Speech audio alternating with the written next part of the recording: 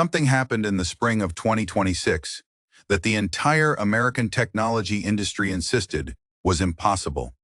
Not difficult, not years away, impossible. And yet it happened quietly inside a fabrication plant, never supposed to produce anything capable of competing with the best silicon on Earth. The story begins with a single chip and ends with a conclusion that no one in Washington or Silicon Valley was prepared to accept. Cutting a country off from your technology does not always keep them behind.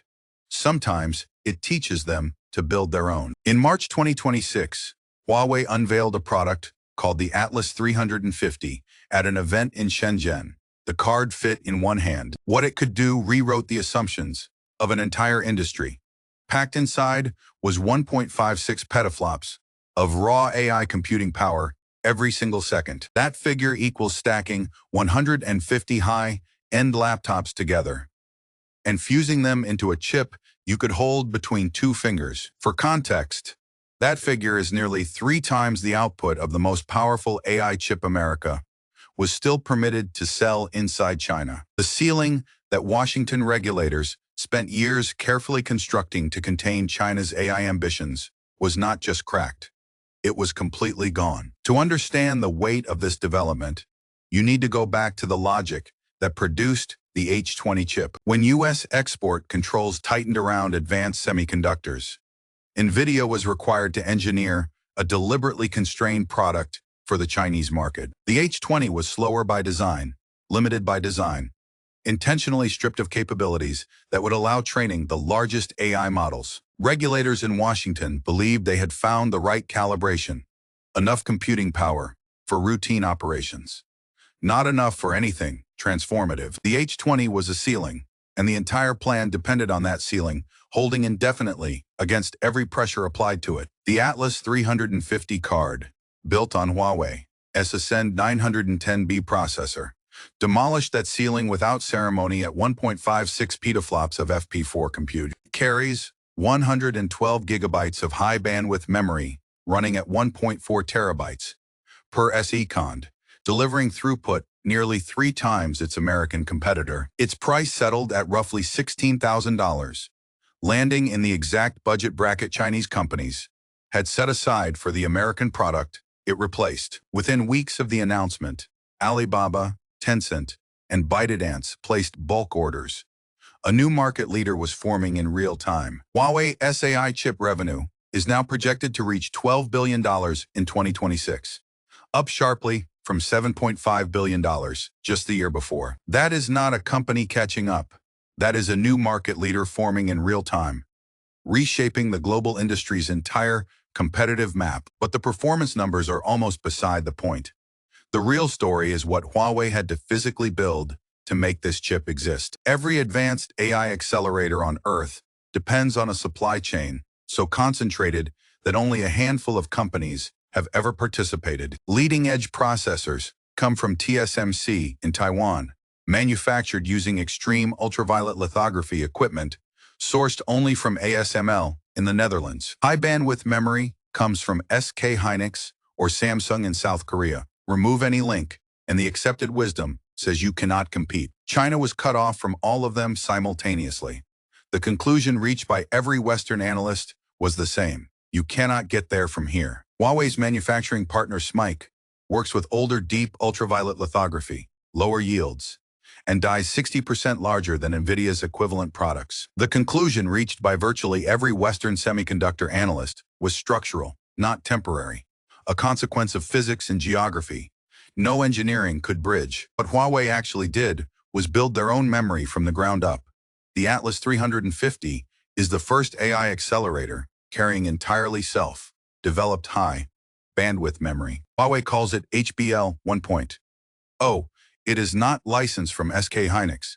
It bears no relationship to Samsung HBM3 architecture whatsoever. It is a proprietary memory standard engineered inside China from first principles, delivering 112 gigabytes of capacity at 1.4 terabytes per second. Its memory access granularity of 128 bytes is 4 times finer than the previous generation, a decisive advantage for large language model workloads. Until the Atlas 350 existed, every AI chip in every data center in every country on Earth depended on memory from two South Korean companies. Every single one.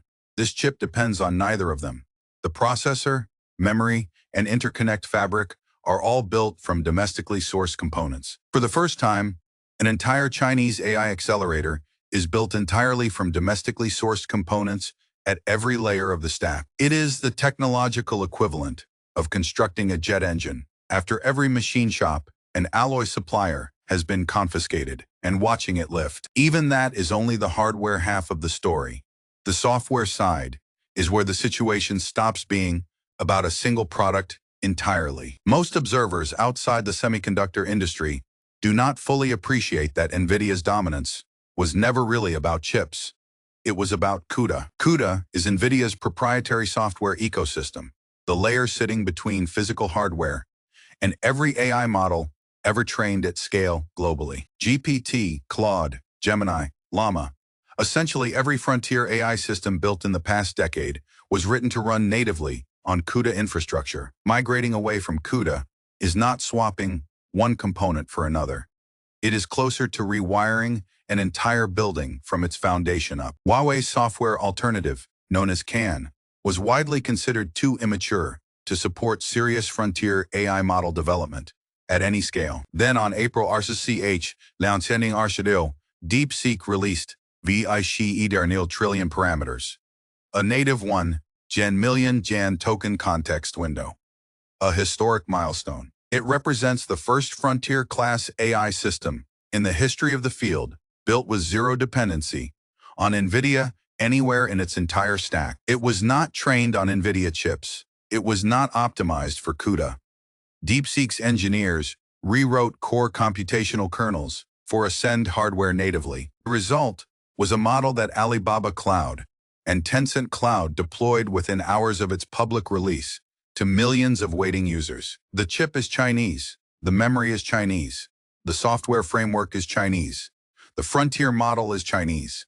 A complete compute stack, fully sovereign. For the first time in the history of artificial intelligence, a complete compute stack from silicon to software operates with no American component at any layer. That is the thing Huawei actually built. Not a chip. A parallel AI civilization operating independently on the other side of the Pacific Ocean. Nvidia went from holding roughly 95% market share in China to zero. Jensen Huang confirmed as much himself in public statements. The market the company lost was worth an estimated $50 billion, and it is not coming back under any foreseeable set of circumstances. The export controls that produced this outcome were designed to accomplish one thing: slow China's AI development by an entire decade or more. Cut off the lithography tools, cut off the memory, cut off the chips. That was the plan, and the plan depended on the barriers holding. What actually unfolded was the inverse of that intention. In under 18 months, China moved from near total dependence to near total independence. Not because the restrictions were lifted, but precisely because they were never lifted. Every barrier became the engineering problem, demanding a domestic solution. The constraints were the curriculum. Every prohibition became a specification. Every denied import became a research target and a manufacturing mandate. The chip is real. The memory is real. The software is real. The frontier model is real, running in production inside the largest Chinese tech companies. American AI runs on Nvidia. Chinese AI runs on Huawei. Two stacks, two ecosystems, two futures accelerating in parallel on opposite sides of the Pacific. And the distance between them is not what it once was. The industry that called this impossible is now living inside the world it said could never exist.